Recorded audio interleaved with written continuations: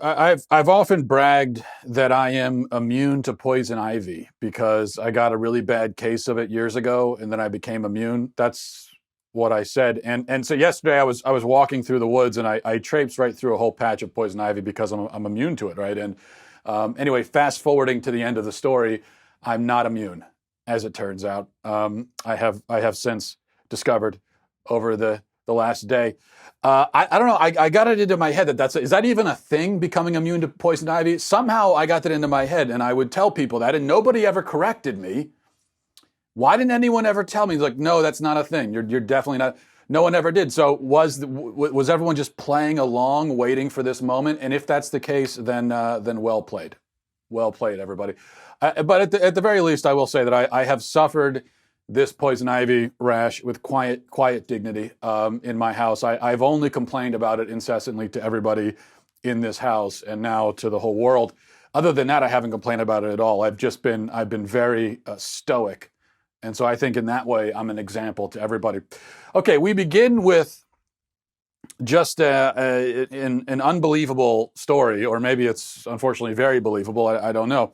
Reported yesterday in the Daily Wire, the report says a professor presented a lesson to students at the University of North Texas titled Sexual Pleasure and Response in Infants.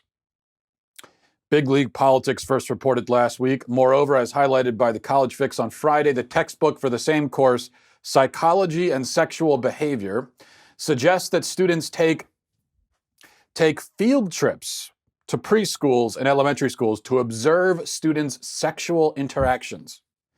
Okay, so this is real. This is an actual course at an actual university in America. The lesson plan on sexuality in infants, which can be, which there's a link to it. If you go and look at this article, you can see the lesson plan. It's from the 13th edition of Our Sexuality. That's the course. The course's listed textbook. That's what Our Sexuality is.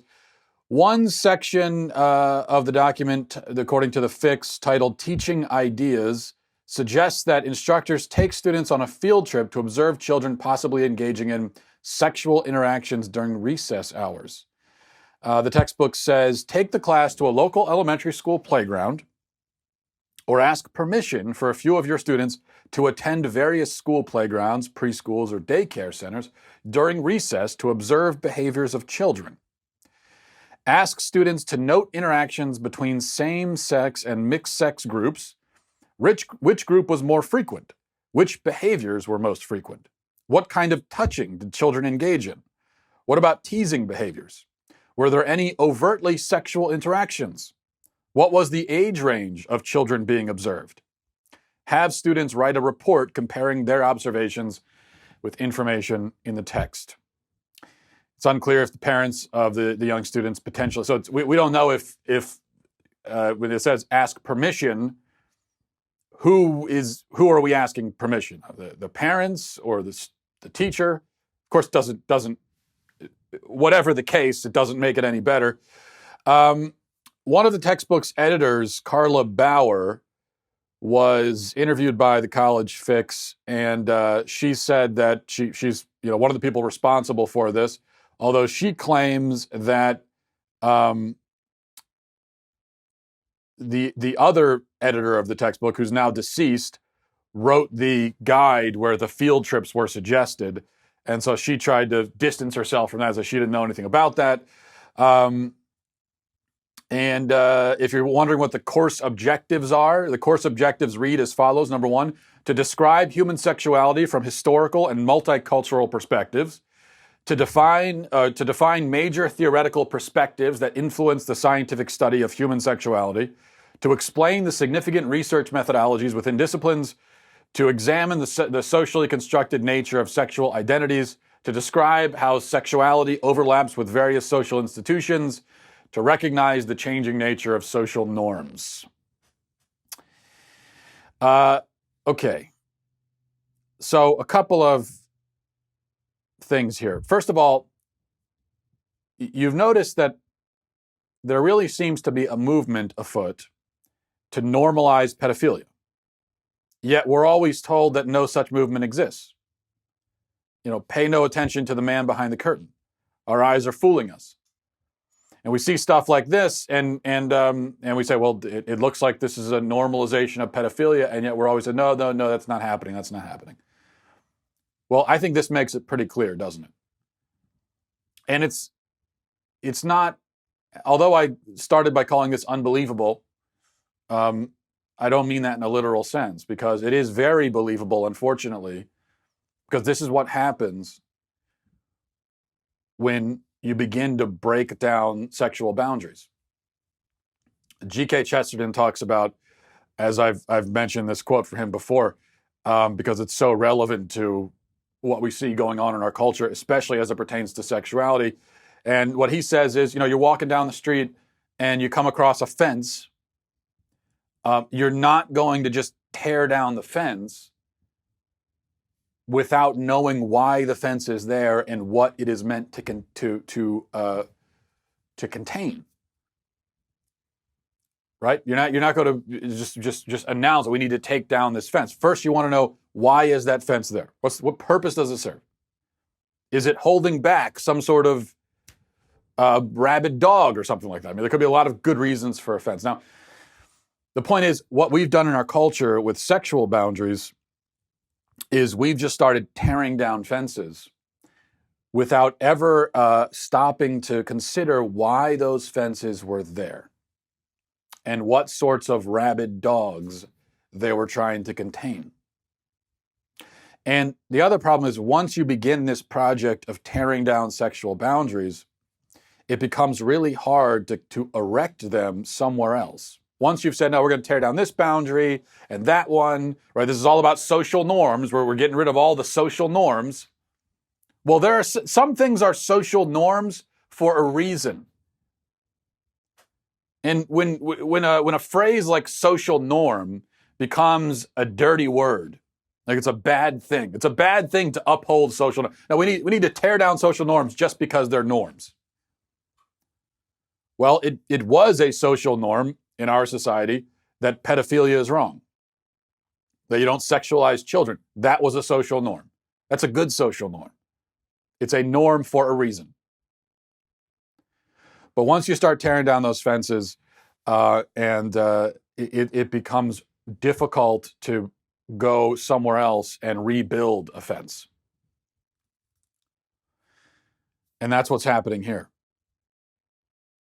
And as part of this, so you have the tearing down of boundaries. What you also have is, just reading through the course objectives that I just read through. Sex, sexuality, sex. There's this obsession with sex and sexuality. And in seeing everyone, all people, as these inherently sexual beings, including children. And that's another thing that you find on the left, is this everything is seen in sexual terms. As much as they claim that, oh, my sex life is none of your business, sex is a private thing, as much as they claim that, they actually believe the exact opposite. Now, I believe that your sex life is none of my business, as long as you're not abusing or raping or molesting anyone. But other than that, I don't want to know. Don't talk to me about it. You don't advertise it. You don't need to go marching down the street telling everybody. We don't need to know. That's how I feel about it. The left, they claim that, they say that's none of your business. But then they go out in the street and they march and they announce it and they tell everybody. They advertise their sexuality. And this is where it ends up.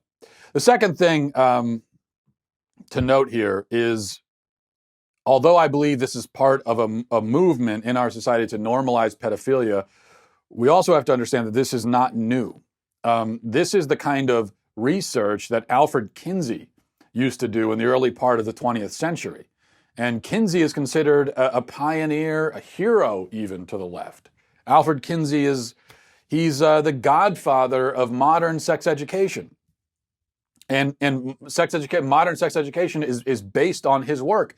but he was a pervert and a deviant who studied the sexual responses of molested children. Very similar to what you just read here.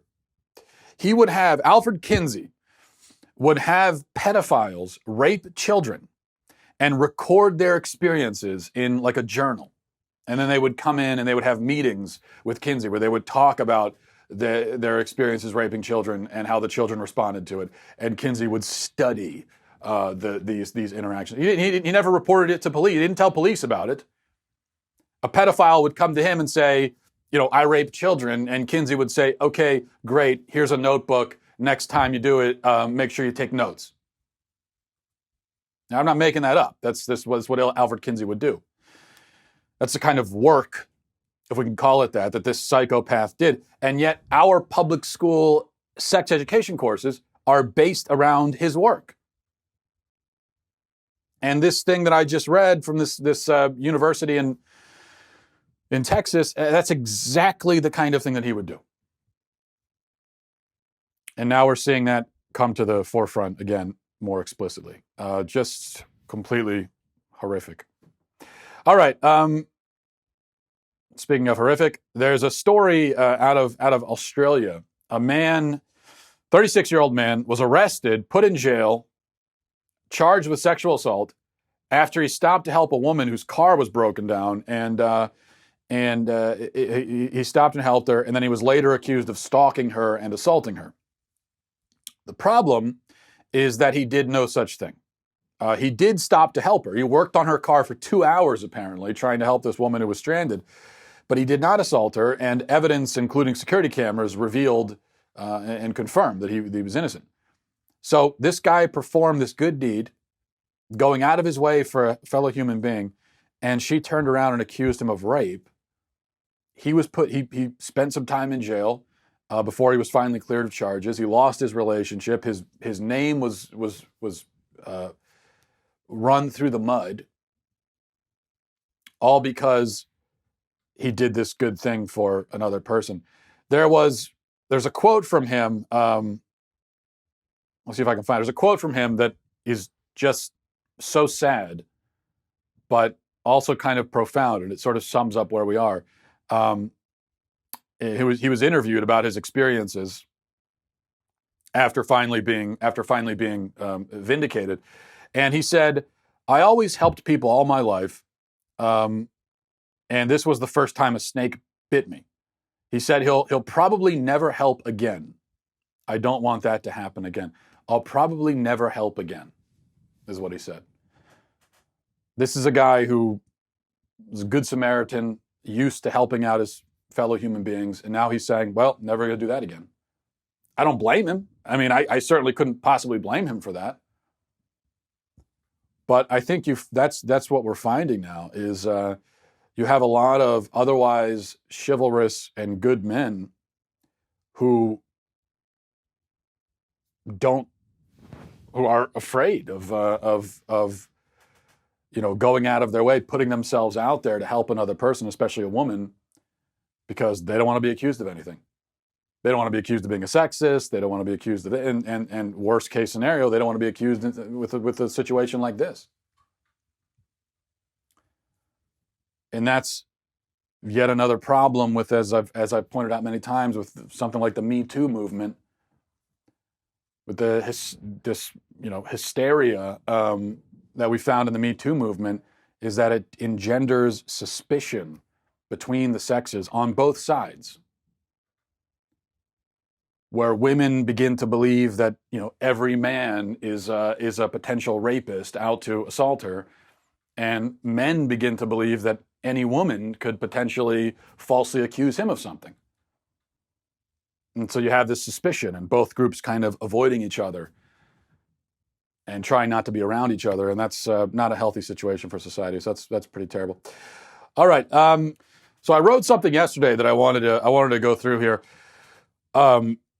As we talked about on the show yesterday, after that law in Georgia was passed, which makes abortion basically illegal after 6 weeks, with exceptions, the left obviously reacted as you would expect them to react. And there was a woman on CNN. We played the clip of this woman, Christine Quinn, I believe was her name, who was so overcome with anger that she became delusional. She started screaming about how unborn babies are not human beings. They're part of the woman's body. And I talked about why that's obviously a ridiculous and stupid argument. Clearly, the unborn child is a human being. But that is one of the really stupid arguments that pro-aborts put forward. It's only one, though. There's a whole list of really bad, dumb pro-abortion arguments. I wrote something yesterday going through what I consider to be sort of the top 7 dumbest pro-abortion arguments. I thought I would do that here on the show as well, go through them. So these are the top 7 dumbest pro-abortion arguments, aside from the one about not being a human being. We already covered that. That's probably kind of the Mac Daddy of dumb arguments. That probably would be number 1. But putting that to the side, we'll go through the list 7 to 1. So starting at number 7, dumb argument: you can't be against abortion unless you're willing to adopt unwanted babies. We've talked about this before. That's the argument. And of course, a great many pro-lifers do indeed adopt unwanted babies. But none of us can adopt all of them, and some of us can't adopt any of them. The fact that we are limited in our resources does not prove that we're hypocrites. And even if it did prove that, that in itself would not prove that our position is flawed. Even if you could prove that we are hypocrites and we should be out adopting babies and we're not, that doesn't mean anything about what we're claiming about the nature of abortion. But in any case, it doesn't make any sense, because if we can only oppose the murder of those who we are able and willing to personally care for and subsidize, that would mean that we cannot oppose the murder of almost anyone on earth, because we can't care for and subsidize the vast, vast majority of people who currently live. There are 7 billion people on earth. You cannot care for all 7 billion. So if this is the standard, and you or I can only feed and clothe a vanishingly small percentage of people on earth, then that would mean that we can only really care about the fate and oppose the murder of that very small percentage. And that would mean that we have to remain silent about things like genocide and school shootings, because, hey, we're not stepping up to care for those people. But that, of course, doesn't make any sense whatsoever. So that's a bad argument. Number 6, no uterus, no opinion. Now, leftists, of course, can't really make this argument anymore, because they also say that, your possession of a uterus has nothing at all to do with your gender and means nothing anyway. So they've already made that, they have neutralized that argument themselves. They've ruled that argument out, which is probably for the best, because it's a dumb argument anyway. Abortion is a moral and legal issue. So we use our brains to sort through it, not our reproductive organs. So what the motto really should be is no brain, no opinion. Now that's true. If you don't have a brain, then you shouldn't be voicing your opinion on this issue or any other.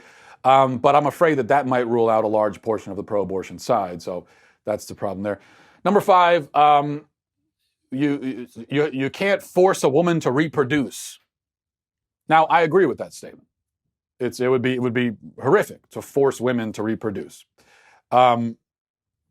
Unfortunately, that has nothing to do with abortion, though, because a woman does not reproduce when she gives birth in the hospital. Reproduction occurs at conception. So when a baby is born, that is not an act of reproduction. The reproduction has already happened. It is the product of that reproduction, the thing that has been reproduced, that is what's being born. So the question isn't, should women be required to reproduce? Obviously, they shouldn't. The question is, should a woman be allowed to purposely kill that which has already been produced? And the answer to that is no. Number 4, pro-lifers want to control women's bodies, right? We hear this all the time. Well, of course, the body that's directly in dispute is not the woman's, it's the child's. It's true that the woman uses her body to sustain the child's body, but that's just as much the case after birth as it is before. I use my body to care for my born children. I use my body to do that. I use my body to clothe them, provide for them, feed them. I mean, whatever I do for my kids or for anyone else, I'm using my body to do it because I am my body. I can't do it any other way. I can't just sit back and with the power of my brain make things move around. And I'm not Professor X in X-Men. So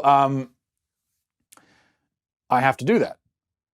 Everything I do for my kids, I use my body to do it. What's more, the law requires me to do those things for my kids, to care for them, provide for them, which means the law requires me to use my body to do those things. I'm not allowed to claim bodily autonomy and then just cease all parental activities.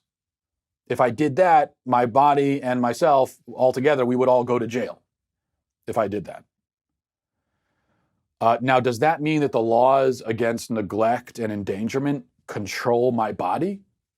Maybe in a very weird and indirect sense. But the point of the laws certainly is not to control my body. The point of the law is to protect children. And so the point of making abortion illegal is not to control women's bodies, but to protect children. That's the point. Number 3, this is a classic. Pro-lifers are only pro-birth, right? They don't care about babies after they're born. Once again, this is irrelevant, even if it's true, but it isn't true. Our whole point is that there's no difference between a baby inside the womb and a baby outside of the womb. We cherish them both. So if we didn't care about babies outside the womb, then we wouldn't be constantly insisting that a child inside the womb is just like a child outside the womb. Now follow the logic here. What we're saying is a child inside the womb is like a child outside the womb. Therefore, the child inside the womb should be treated with value and dignity. This line of reasoning clearly indicates that we think that children outside of the womb have value and dignity. Our whole case is that's sort of the linchpin of our entire case. Also, of course, pro-lifers are exceedingly charitable. We give to people in need all the time. And if you're going to make this claim about pro-lifers don't care about kids after birth, you have to come forward with some sort of data, some information to prove that.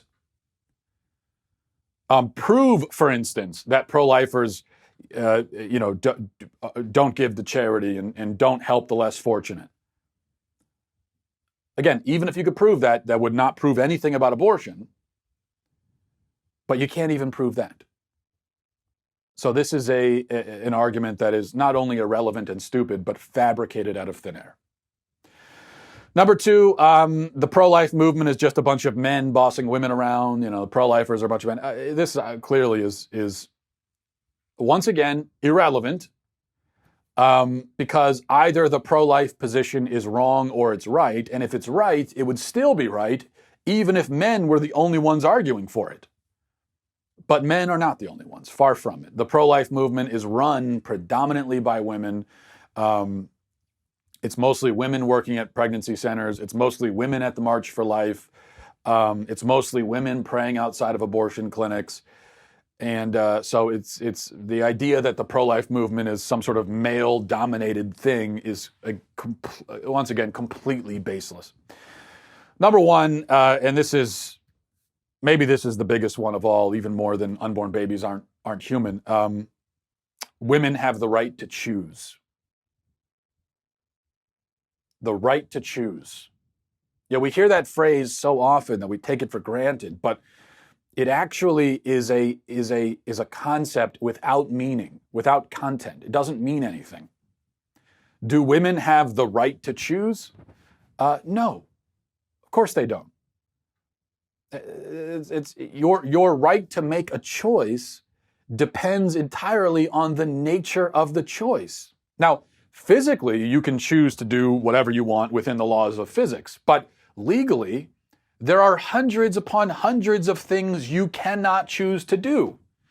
You can't choose arson or rape or theft or tax evasion or burglary or vandalism. You can't choose murder either unless your victim happens to be still inside the womb. But when someone insists that women have the right to choose, that statement, the right to choose, is an absolute universal statement. I have the right to choose. But of course, in an absolute and universal way, nobody has that right. Because that would mean that you have the right to choose to do literally anything you want to do. You have the right to make any choice at all. which of course you don't. So when someone says women have the right to choose, what they really mean is they mean it in a very limited sense. They mean specifically, in their mind, that a woman has the right to choose to end the life of her child before the child emerges from the birth canal.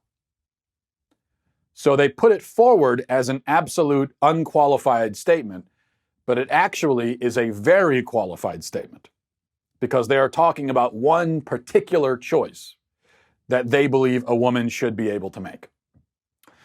But if that choice to kill a child is defensible and ethical, it's not defensible and ethical just because it's a choice. The fact that it's a choice is irrelevant.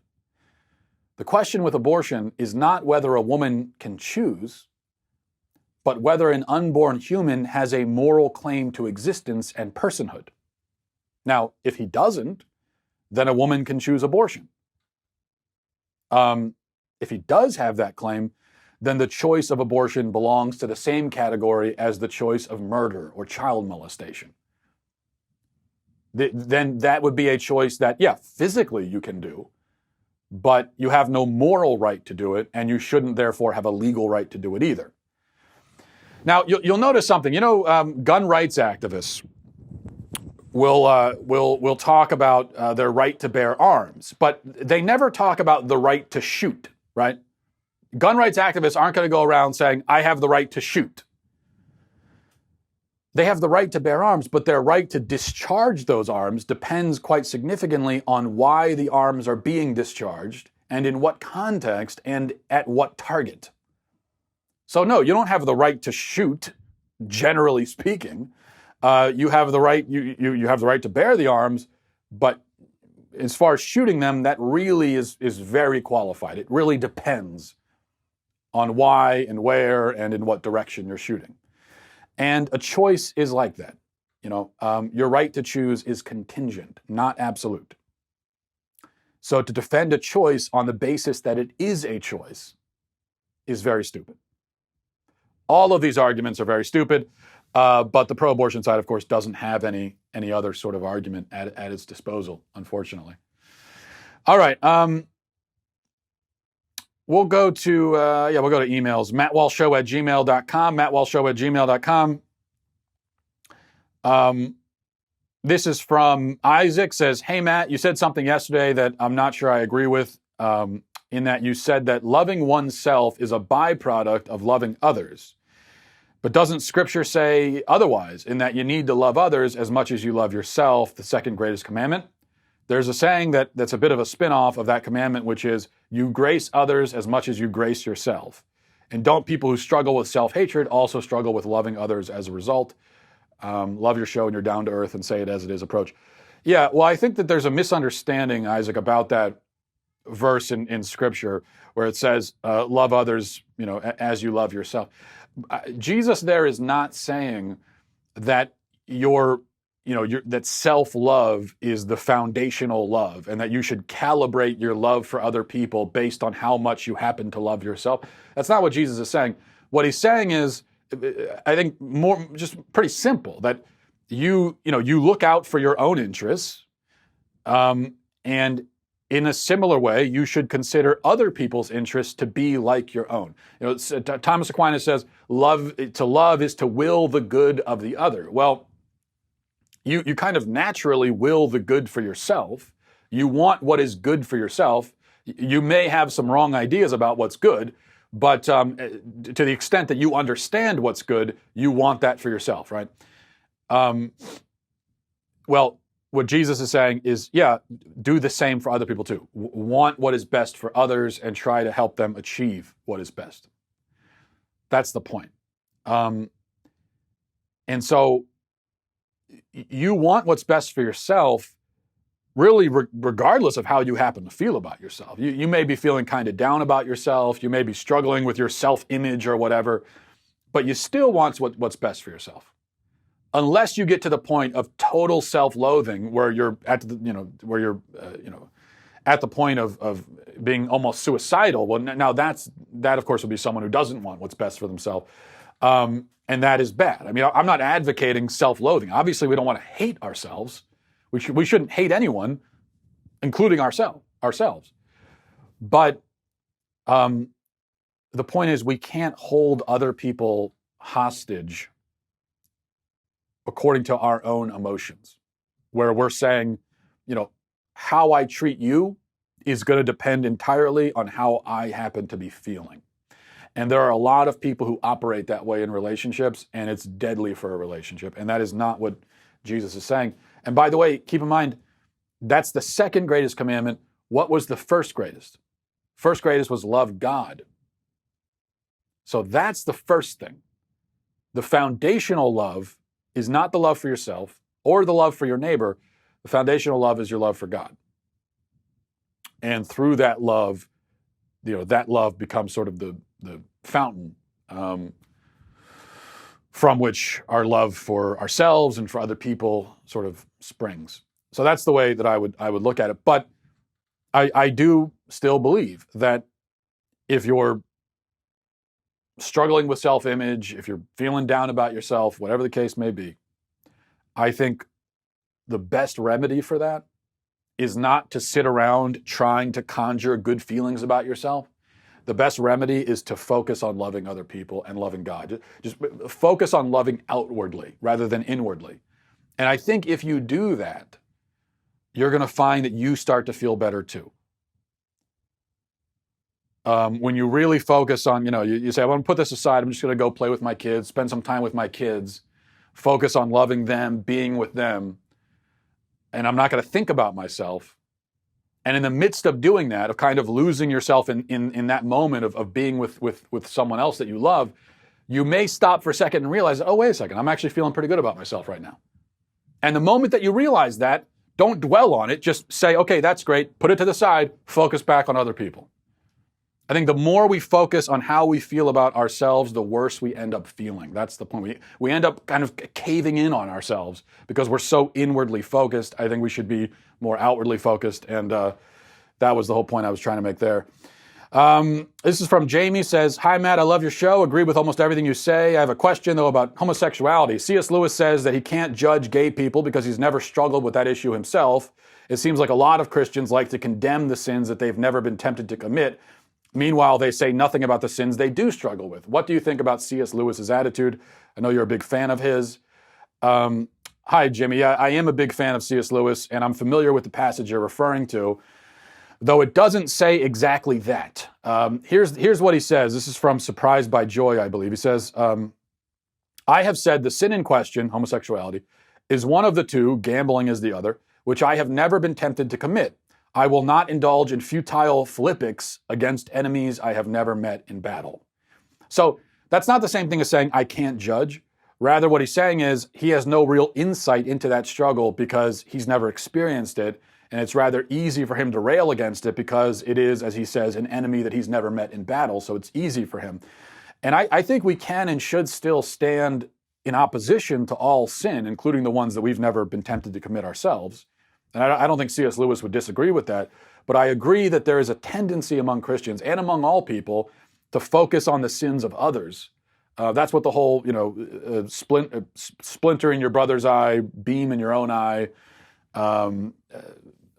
he without sin throw the first stone. All of that in the Gospels, that's what all that is about. Jesus spends a lot of time on this concept.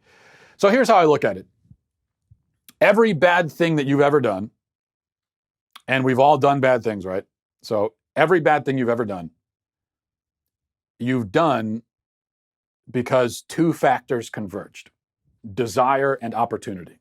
You did the bad thing because you had the desire to do it, and you had the opportunity to do it. Desire and opportunity. We know what desire means. Opportunity, in this case, means not only the chance to do it physically, but the ability to do it in our minds without consequence. That's what opportunity means. So we've all told lies, right? We've all told lies. Well, why did we tell those lies? We told the lie because we wanted to, because we thought that we would get something out of it. And because we encountered a situation where we believed we could tell the lie and get away with it. And oftentimes we find out in retrospect we were wrong about that, but still we that's why we did it. So here's the point. You don't deserve credit for not doing things which you've never had the desire and opportunity to do in the first place. Think about all the bad things you haven't done. Think of the worst kinds of things. Murder, for instance. Okay? Why haven't you murdered anyone? Assuming you haven't. Well, you might say, oh, I've never murdered anyone because it's wrong. But is that really why you haven't done it? No, you haven't done it because you never wanted to. You've never once been seriously tempted to kill someone, and that's why you haven't done it. Now, it's true that it's wrong, and you're aware of that fact, but you've never been in a situation where the only thing stopping you from killing someone is that you know it's wrong. The thing that stops you from killing someone every day and every moment of your life is that you just, it's not in the cards. You've never had that temptation. So the first sort of dam that holds us back from committing a particular sin is that we don't want to commit that sin. That's the number one thing that stops us from doing most of the bad things we don't do. The second dam, not as strong as the first, especially if the first breaks, is opportunity. So there may be a really bad thing that we want to do, but then, so that dam breaks, but then we have that second one holding there of, well, we don't have the opportunity to do it. The problem, though, is once the first dam breaks and the only thing stopping you is that you don't have the opportunity to do it, then eventually you'll find an opportunity. Think about, a guy, an unfaithful man in an unhappy marriage who is a candidate for adultery. Like he would like to commit adultery. He would like to be with another woman, but he just has never found an opportunity where he thinks he could do it and get away with it. Well, then then in that case, opportunity is what's stopping him. But most likely, eventually, he'll find an opportunity for himself because that's what people end up doing. And then what happens? Okay, so let's say you want to do the bad thing. You have the opportunity to do it. Now, what's the only thing that can stop you now? Okay, now this is where morality and virtue come into play. They didn't really come into play before because it didn't really matter, because you didn't want to do the thing anyway. Now the last and final, the fail-safe is morality and virtue. And that's going to be the only thing that prevents you from doing that thing. Because you want to do it, you have the opportunity. Now you need to call on morality and virtue. I think C.S. Lewis's point is that if on any particular sin, you've never, faced those raging waters, you've never been under that waterfall, you've never felt the force of that water,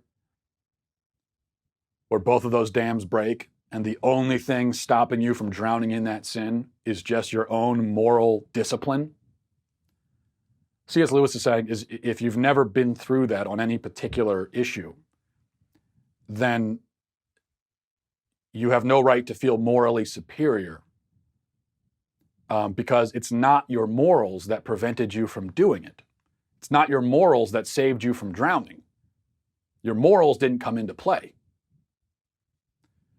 What we need to do is think, what happens when I do have the desire and opportunity to do a bad thing, even if they're just little things? I think for a lot of us, if we're honest, we have to admit that pretty much whenever we really want to do something and we have the chance to do it, we do it. Whatever it is. And these may be small things most of the time. I think a lot of us have maybe never, or almost never, made a real moral decision in our lives. I think there are a lot of us who have never really committed a moral act. Not all of us, but I think for many of us, every bad thing we haven't done is because we just so happen to never want to do that thing. And every good thing that we've done, it's because we happen to want to do it. We project the appearance of living a moral life, but really we're only living according to our desires. And the problem is, it's only by accident, then, that we aren't committing the most heinous sins. It's just an accident of circumstance that we happen to not want to do those things. What happens when we wake up one day and we find that we really do want to do one of those things? We have gotten into the habit of living according to our desire, of living according to desire and opportunity. And once you go down that road, you're on the same road as murderers and rapists and everyone. I mean, you may not be as far down the road as them, but those are people who are living according to their desires, and their desires happen to be heinous. You're living according to your desires too, which are a little bit less heinous. But unless you learn to resist doing bad things, even when you have the desire and opportunity to do them, then you're just going to drift down and end up over there in that vicinity eventually, unless you die first. I think that's kind of what C.S. Lewis is getting at. And so what should we do? I think we have to get accustomed to acting against our desires and against opportunity. And that means not committing the quote unquote little sins. That's why the little sins are so important, because most of us are only ever tempted to the quote unquote little sins. And so you have to get accustomed to resisting those temptations. And on the other hand too, when it comes to virtue, it's sort of the inverse, where we have to get accustomed to doing good things even when we really don't want to do them, and when we won't gain much from doing them, and when we can't do so without sacrifice and inconvenience. So kind of the subverting of desire and opportunity, I think we need to get ourselves accustomed to doing that. And that's part of what, just as just one example, but that's part of what fasting and those sorts of things are about. One of the points of fasting is, I want to eat, I can eat. In this case, there's nothing wrong with eating. It's not an immoral thing, but I'm kind of training myself. This is moral training, where I'm training myself to not do something that I want to do. And that's just a basic ability that we have to be able to develop within ourselves. And I think a lot of us just do not have that ability, because we have never once refrained from doing something we really wanted to do. All right, so there's that. And we'll leave it there. Tomorrow, just to remind you, we will be in Philadelphia for the pro-life rally against bullying. 1144 Locust Street, if I remember the address correctly, 11 a.m. in Philadelphia. There's going to be a big group of us there, and it's going to be a great event, so I hope to see you there. And if not, I'll talk to you tomorrow. Godspeed.